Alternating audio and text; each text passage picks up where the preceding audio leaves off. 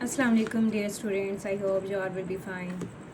In the name of Allah, the most merciful and beneficent, today we will read the next part of scientific method, next half topic. Last time हमने video में scientific method के half steps किए थे, तो next जो half है वो आज हम करेंगे.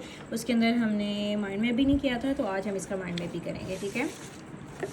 लास्ट टाइम हमने इसके माइंड में इसके हाइपोथेसिस तक किया था. आज हम डिडक्शन तक करेंगे. डिडक्शन भी इसको हम ऐड करते हैं. सबसे पहले हम देखते हैं डिडक्शन क्या होता है.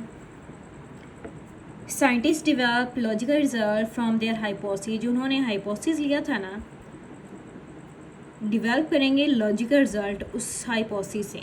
ठीक है. लॉजिकल जो रिजल्ट है उन हाइपोथेसिस से लेंगे, साइंटिस्ट डेवलप करेंगे. Such logical result of hypothesis are called deduction. वो जो लॉजिकल रिजल्ट्स हैं ना, उन्हें हम कहते हैं हाइपोथेसिस, उन्हें हम कहते हैं डिडक्शन. ठीक है. लॉजिकल रिजल्ट जो हम लेते हैं हाइपोथेसिस से, साइंटिस्ट जो लेते हैं उन्हें कहते हैं डिडक्शन. और आपको पता है लॉजिकल रिजल्ट्स वो होते हैं जो उन्होंने ऑब्जर्वेशन की बेस पे जो हाइपोथेसिस बनाया होता है उसमें से जो लेते हैं. ठीक है. और जो करैक्टरिस्टिक्स हैं ये हाइपोथेसिस की, उसके ऊपर जो इम्प्लीमेंट कर रहे होते हैं, इसे हम कहते हैं डिडक्शन. और आपको पता है डिडक्शन के अंदर जो मेन चीज़ यूज़ होती है, usually deduction follow the pattern of if and then. ठीक है. इफ़ और देन जो है ना स्टेटमेंट जो है इसके अंदर जो है ये फॉलो करती है. इस डिडक्शन के अंदर ये पैटर्न फॉलो होता है कि इसका मतलब क्या है. इफ़ का मतलब आपको पता है होता है अगर, और देन का मतलब होता है फिर. मतलब अगर ये ऐसा है तो देन ऐसा होना चाहिए. मतलब इस तरह की डिडक्शन जो है ना साइंटिस्ट में लेते हैं कि scientist assume that if hypothesis is true then what might be the result for. ठीक है. वो कहते हैं कि अगर जो हाइपोथेसिस है वो ऐसा है तो देन फिर उसका ये रिजल्ट होना चाहिए. सही है. मतलब मैं कहूँ कि अगर हमने लास्ट टाइम जो इसमें हाइपोथेसिस लिया था, जो प्रॉब्लम ली थी वो ये थी कि जो प्लांट्स हैं ना वो ग्रो हो रहे हैं, टॉलर हो रहे हैं एज यूजुअल. मतलब जितनी उनकी हाइट थी उससे ज़्यादा बड़े हो रहे हैं, टॉलर हो रहे हैं. ठीक है ना. फिर वो यहाँ पे उन्होंने कहते हैं कि जो हाइपोथेसिस उसके अंदर इफ़ और देन होना चाहिए. तो मैं आपको समझाने के लिए ये बता रही हूँ कि अगर उनके जो है हाइट जो है वो लंबी हो रही, टॉलर हो रही प्लांट्स, उनमें या तो फिर आयरन ज़्यादा हो गया है या उनकी कोई और है. तो मैं कहती हूँ अगर उनमें उनकी हाइट बड़ी हुई है ना, वो आयरन उनमें होना चाहिए. तो वही ना, मतलब अगर उनके अंदर अगर उनकी हाइट जो है वो आयरन की वजह से बड़ी है तो देन तो उनके अंदर उनके सेल में आयरन मौजूद होना चाहिए. तो देन मेरा हाइपोथेसिस जो है वो करेक्ट होगा. इसे हम कहते हैं डिडक्शन. ठीक है. उसके अंदर इफ़ और देन यूज़ होते हैं. अगर शॉर्ट क्वेश्चन आता है ना तो आपने यहाँ से लेकर यहीं तक बताना है, क्योंकि ये देन और इफ़ जो है ना, देन और इफ़ ये मोस्ट इंपॉर्टेंट है डिडक्शन के अंदर. ठीक है. नेक्स्ट हम देखते हैं, नेक्स्ट हम पढ़ते हैं हाइपोथेसिस. वही उन्होंने कहा है, जो उन्होंने कहा है फॉर एग्जांपल वो बता रहे हैं कि किस तरह से उन्होंने जो है वो यूज़ किया है. हाइपोथेसिस हमारे में कहता है leaf discoloration and stunted growth in a plant are cause by deficiency of iron in a soil. वो कहते हैं जो लीव डिस्कलरेशन है ना, समटाइम प्लांट्स की जो लीफ हैं वो डिसकलर हो जाते हैं. मतलब ग्रीन में थे तो वो क्या होते हैं, लाइट येलो या ब्राउन होना स्टार्ट हो जाते हैं. एंड स्टंटेड ग्रोथ, और उनकी जो ग्रोथ है वो भी रुक जाती है इन अ प्लांट. ठीक है ना. प्लांट्स के अंदर वो कहते हैं कॉज्ड बाय, ये किसकी वजह से हुआ है, deficiency of iron in a soil के अंदर जब आयरन की डेफिशिएंसी हो जाए ना, कमी हो जाए, तो देन ये वाली जो है काम ये होता है. ये वाली जो डिजीज़ है ये प्लांट्स के अंदर होती है आयरन की डेफिशिएंसी से. फिर डिडक्शन हम लेते हैं. ये प्रॉब्लम आ गई हमारे पास, हम डिडक्शन में कैसे कहेंगे, इफ़ और देन कैसे यूज़ करेंगे.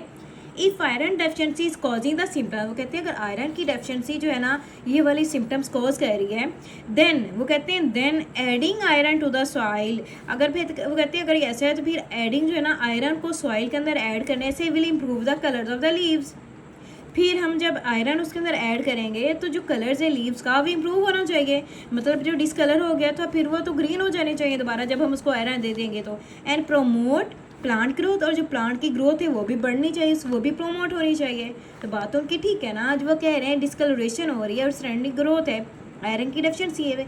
फिर उन्होंने इफ़ और देन लगा के ये कहा कि अगर उसके अंदर आयरन की डेफिशिएंसी है तो फिर आप जब हम उसको आयरन देंगे तो उसकी जो कलर है वो भी इम्प्रूव होना चाहिए, उसकी जो ग्रोथ स्टंट हो गई है वो भी क्या होनी चाहिए, प्रोमोट होनी चाहिए. ये इस तरह से मतलब एक हाइपोथेसिस है उसके अंदर प्रॉब्लम है तो किस तरह से हम उसको डिडक्शन में लेके आ सकते हैं. ये डिडक्शन थी.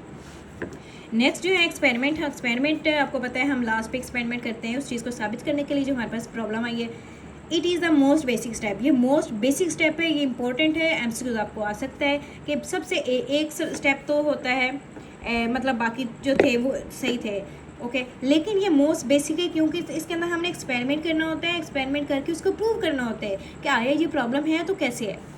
Most basic step of scientific method, scientist perform experiment to test all hypothesis. जो साइंटिस्ट हैं वो एक्सपेरिमेंट परफॉर्म करते हैं ऑल हाइपोथेसिस को टेस्ट करने के लिए, जिन्होंने हाइपोथेसिस लिए होते हैं उन सबको। In a successful experiment one hypothesis proved, उसके अंदर जो एक्सपेरिमेंट करते हैं ना उसके अंदर एक हाइपोथेसिस जो है ना वो प्रूव होता है। One hypothesis is proved correct and the alternate hypothesis are proved incorrect, उसके अंदर जो एक हाइपोथेसिस है ना वो प्रूव होता है, साबित होता है करेक्ट सही, और जो बाकी अल्टरनेट होते हैं ना उसके मुकाबले में जो बाकी हाइपोथेसिस होते हैं वो रॉन्ग होते हैं, वो इनकरेक्ट हो जाते हैं, गलत हो जाते हैं, ठीक है जब एक्सपेरिमेंट होता है। तो the incorrect hypothesis are rejected and the proved one is accepted, जो इनकरेक्ट होता है, जो गलत हाइपोथेसिस होता है वो उसको फिर वहाँ पे रिजेक्ट कर दिया जाता है, और जो सही वन होता है, जो सही प्रूव होता है, जो सही साबित होता है, फिर उसको हम एक्सेप्ट कर लेते हैं। Scientist make new deduction from the accepted hypothesis, फिर जो साइंटिस्ट है वो जो नया वाला जो हाइपोथेसिस जो है वो एक्सेप्ट जो हो चुका है, जो डिडक्शन जो एक्सपेरिमेंट के थ्रू हम सही कर चुके हैं, एक्सेप्ट कर चुके हैं, फिर साइंटिस्ट उसके एक न्यू डिडक्शन बनाते हैं from the accepted hypothesis. Then they perform further experiment and confirm the correctness of the hypothesis, फिर उसके बाद वो दोबारा करते हैं एक्सपेरिमेंट, फिर उसकी करेक्टनेस को, हाइपोथेसिस की जो करेक्टनेस है उसको साबित करने के लिए, कंफर्म करने के लिए, ठीक है। ये था एक्सपेरिमेंट। इसके आगे टू जो हैं वो होते हैं ग्रुप्स बनाए जाते हैं, experimental group and control group. ये वेरी इंपॉर्टेंट शॉर्ट क्वेश्चन है, आपको आ सकते हैं कि differentiate between control group and experimental group, या explain why control and experimental group आपको आ सकता है। यहाँ पे वो बता रहे हैं कि when scientist do experiment they arrange two setting, वो टू सेटिंग बनाते हैं, one is called experimental group and other is called control group. अब मैं आपको बताती हूँ कि एक्सपेरिमेंटल ग्रुप में क्या वो लेते हैं और कंट्रोल ग्रुप में क्या लेते हैं, दोनों में फ़र्क क्या है। For example you want to do experiment to test the necessity of carbon dioxide for photosynthesis. वो कहते हैं फॉर एग्जाम्पल, मैं आपको एग्जाम्पल दे रही हूँ कि आप जो है एक एक्सपेरिमेंट करना चाह रहे हैं कि एक कार्बन डाइऑक्साइड जो है ना, आपको पता है ना फोटोसिंथेसिस होती है, तो फोटोसिंथेसिस में कार्बन डाइऑक्साइड चाहिए होती है ज़रूर प्लांट को, ये मस्ट है। जो कार्बन डाइऑक्साइड है ना ये प्लांट को मस्ट चाहिए होती है। एक तो उनको वाटर चाहिए होता है H2O, ठीक है, उसके बाद उनको सनलाइट चाहिए होती है, ठीक है ना, लाइट चाहिए होती है, ओके। ये वाटर और कार्बन डाइऑक्साइड उनको ज़रूरी चाहिए फोटोसिंथेसिस में ग्लूकोज बनाने के लिए, आपको पता है ये बहुत ज़रूरी होती है। वो कहते हैं हमने एक्सपेरिमेंट करना है कि जो कार्बन डाइऑक्साइड है ना फोटोसिंथेसिस के लिए बहुत ज़रूरी है। फिर वो ये कहते हैं कि you will arrange two similar plants, फिर वो कहते हैं आपने दो एक जैसे प्लांट्स अरेंज करने हैं। You will not provide carbon dioxide to the one plant, फिर आप एक प्लांट को कार्बन डाइऑक्साइड नहीं देंगे, वो होगा हमारे पास एक्सपेरिमेंटल ग्रुप। एक्सपेरिमेंटल ग्रुप कौन सा है, जिसको हमने कार्बन डाइऑक्साइड नहीं दी, नॉट प्रोवाइडेड। फिर हम करेंगे while you will provide carbon dioxide to the other plant, वो कहते हैं जबकि आप कार्बन डाइऑक्साइड प्रोवाइड करेंगे दूसरे प्लांट को, और वो जो ग्रुप होगा उसे हम कहेंगे कंट्रोल ग्रुप। अब आगे आपको समझ, जो एक्सपेरिमेंटल ग्रुप है उसमें हम कार्बन डाइऑक्साइड प्रोवाइड नहीं करेंगे प्लांट को, और जो कंट्रोल ग्रुप है उसमें हम प्रोवाइड करेंगे। The necessity of carbon dioxide will be proved when photosynthesis does not occur in experimental group. वो कहते हैं फिर जो कार्बन डाइऑक्साइड की जो नेसेसिटी है ना, जो इसकी ज़रूरत है, वो हम साबित कर देंगे कि जो फोटोसिंथेसिस है ना जब वो नहीं होगी एक्सपेरिमेंटल ग्रुप में, क्योंकि हमने एक्सपेरिमेंटल ग्रुप में कार्बन डाइऑक्साइड प्रोवाइड ही नहीं की। जब हमने उसमें कार्बन डाइऑक्साइड प्रोवाइड नहीं की तो जाहिर सी बात है उसमें फोटोसिंथेसिस नहीं होगी, ठीक है। But occurs in the control group, but जो कंट्रोल ग्रुप है उसमें हमने कार्बन डाइऑक्साइड दी है, उसमें होगी, उसमें फोटोसिंथेसिस होगी, एक्सपेरिमेंटल ग्रुप में नहीं होगी। तो इस तरह से हमें साबित हो जाएगा, ये प्रूव हो जाएगा कि एक्सपेरिमेंटल ग्रुप जो है ना किस तरह से कार्बन डाइऑक्साइड जो है वो ज़रूरी है। तो इस तरह से मतलब साइंटिस्ट भी यही प्रॉपर जो है ना यही मेथड यूज़ करते हैं साबित करने के लिए। नेक्स्ट लास्ट वन जो है इसका रिज़ल्ट है, जो साइंटिफिक मेथड का जो लास्ट है टॉपिक, रिज़ल्ट आ जाता है। इस तरह के जब वो एक्सपेरिमेंट कर लेते हैं ना तो फिर वो एक मेन रिजल्ट पे पहुंच जाते हैं। Scientist gather data from their experiment, data इकट्ठा करते हैं, गैदर करते हैं एक्सपेरिमेंट से। They use statistical analysis, statistical analysis मतलब वो डिफरेंट फार्मूलाज लगा के दिन उनको मल्टीप्लाई, एडिशन, एवरेज और मतलब डिवीजन करके वो निकालते हैं स्टैटिस्टिकल एनालिसिस एंड ग्राफ्स, उसका ग्राफ निकालते हैं to summarize the result. Summarize result को समराइज करने के लिए, प्रॉपर जो है एनालाइज करने के लिए। Scientist also include a list of all the reference in the summary to acknowledge. वो कहते हैं जो साइंटिस्ट है ना वो सारी उसकी लिस्ट भी इसके अंदर ऐड करते हैं, वो रेफरेंसेस जो लेके आते हैं।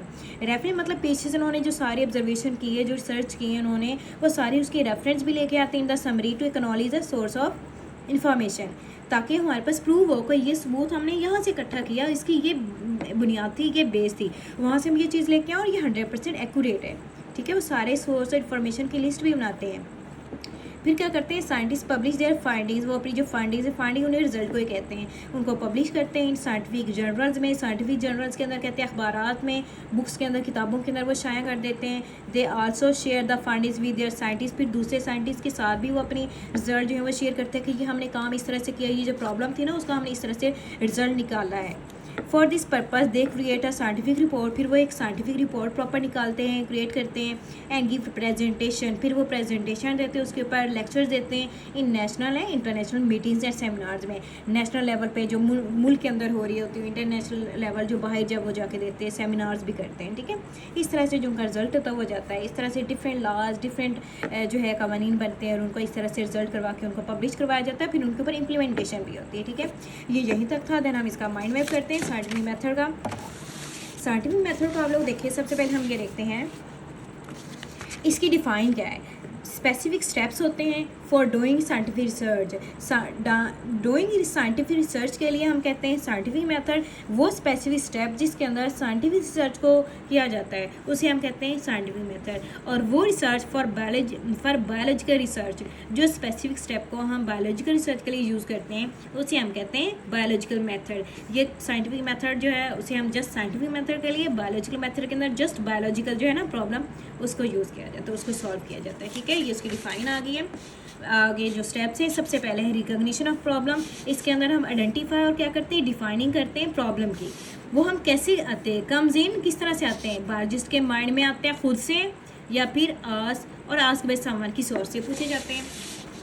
नेक्स्ट इज द है स्टेप ऑब्जर्वेशन है। Second step is scientist use 5 senses को यूज़ करते हैं scientist. Also read previous research और सेम प्रॉब्लम, फिर वो जो पहले से हैं जो रिसर्च की उसको भी पढ़ते हैं सेम प्रॉब्लम से रेलिवेंट। और आपको पता है ऑब्जर्वेशन कौन सी होती है, it may be qualitative and quantitative. Qualitative कौन सी होती है, कैन बी मेजर्ड, के नॉट भी मेजर, सॉरी मैंने गलत पढ़ी थी, के नॉट भी मेजर, हम इसको मेजर नहीं कर सकते, जैसे कि कलर है, टेक्सचर है। क्वांटिटेटिव क्या होता है, कैन बी मेजर, हम इसको मेजर कर सकते हैं, जैसे कि नंबर ऑफ बर्ड्स है और बाकी भी है। और ये मोर इफेक्टिव होता है एज़ कम्पेयर टू क्वालिटेटिव, क्योंकि ये वेरिएबल इनवेरिएबल भी होते हैं और काउंटेबल भी होते हैं। नेक्स्ट वन है हाइपोथेसिस। हाइपोथेसिस क्या होता है, स्टेटमेंट होती है बेस्ड ऑन ऑब्जर्वेशन, और हम इसे टेंटेटिव आंसर भी कहते हैं। टेंटेटिव आंसर जो एक आर्जी आंसर आता है हमारे माइंड में, जो ऑब्जर्वेशन की बेस पे हम करते हैं। ठीक है, और इसकी करैक्टरिस्टिक्स हैं, कौन सी, प्रपोज स्टेटमेंट करते हैं, मैच विद ऑब्जर्वेशन जो होता है, can be tested by experiment होना चाहिए, always way to disprove the hypothesis, और एक वे भी होना चाहिए कि अगर वो डिसप्रूव हो जाता है तो हमारे पास दूसरा चॉइस हो। ठीक है, ये मैंने पॉइंट जो है ना उसको बहुत शॉर्ट किया, टू द पॉइंट किया, मेन चीज़। नेक्स्ट है डिडक्शन। डिडक्शन क्या होता है, लॉजिकल रिजल्ट है, स्टेटमेंट होते हैं, इसके अंदर इफ़ और देन यूज़ होता है। If hypothesis true then what might be the answer, अगर वो कहते हैं अगर हाइपोथेसिस जो ट्रू है, सही है, फिर उसका आंसर क्या होगा, तो देन इफ़ किस तरह से यूज़ करना है, सही है। डिडक्शन के अंदर क्या आता है, देन एक्सपेरिमेंट करते हैं, और ये बेसिक स्टेप है। एक्सपेरिमेंट में is the basic step of scientific method. इसके अंदर हम क्या करते हैं, टेस्ट करते हैं हाइपोथेसिस को। जो एक्सपेरिमेंट है, जो हाइपोथेसिस है, एक्सपेरिमेंट के अंदर विल बी करेक्ट और इनकरेक्ट, या तो वो ठीक होगा या गलत होगा। विल बी एक्सेप्टेड, या अगर वो करेक्ट होगा तो एक्सेप्ट कर दिया जाएगा, और रिजेक्टेड अगर इनकरेक्ट होगा तो वो रिजेक्ट हो जाएगा। फिर इसके 2 मेथड्स है, कौन से, कंट्रोल ग्रुप एक्सपेरिमेंट और एक्सपेरिमेंटल ग्रुप। ठीक है, एक्सपेरिमेंट के आगे फर्दर ये 2 ग्रुप्स होते हैं, इसके अंदर हमने प्रॉब्लम को आइडेंटिफाई करना होता है। नेक्स्ट लास्ट जो स्टेप है रिजल्ट का। रिजल्ट के अंदर क्या करते हैं, साइंटिस्ट गैदर करते हैं डाटा बाय एक्सपेरिमेंट, पब्लिश करते हैं their are findings in scientific journal books, scientific reports के अंदर, एट इंटरनेशनल है नेशनल लेवल पे। ठीक है, एट नेशनल है इंटरनेशनल लेवल पे। ठीक है, ये मैंने बहुत ही टू द पॉइंट बनाया है, ये है भी बहुत ईजी। अगर आप लोग ये लर्न कर लेंगे तो आप लोगों को ज़्यादा ईजी लगेगा, देन आपको बुक से भी लर्न करना आसान हो जाएगा। ठीक है, आज के लिए जो है हमारा ये साइंटिफिक मेथड का लास्ट वीडियो में भी हाफ था, इस वीडियो में मैंने हाफ कर दिया है। ये आप लोग के लिए बहुत इंपॉर्टेंट होगा लर्न करने के लिए। आज के लिए इतना ही, ओके, अल्लाह हाफिज़ एंड टेक केयर।